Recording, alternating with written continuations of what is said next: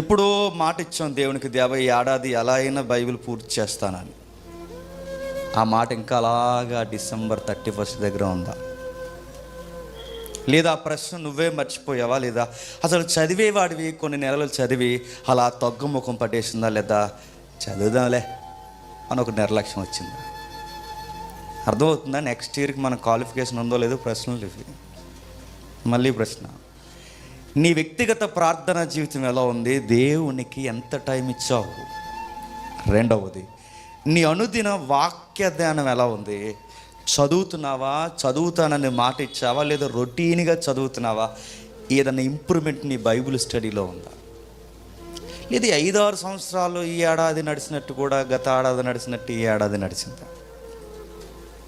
అందుకే దీనికి reference coat చేస్తే కీర్తనలో ఉంటుంది కదండి, మనకు తెలిసింది, నీ ధర్మశాస్త్రాన్ని నేను దివారాత్రులు ధ్యానించాలనుకుంటున్నాను. దివారాత్రులు కాకపోయినా కనీసం కొన్ని రాత్రులు అయిన ఏడాది నీకు ఉన్నాయా? లేకపోతే అలా మొబైల్ స్టేటస్లు, ఫేస్బుక్ స్టేటస్లు, షాటింగ్లు చేసుకుంటూ అలా టాటా చెప్పేస్తున్నావు?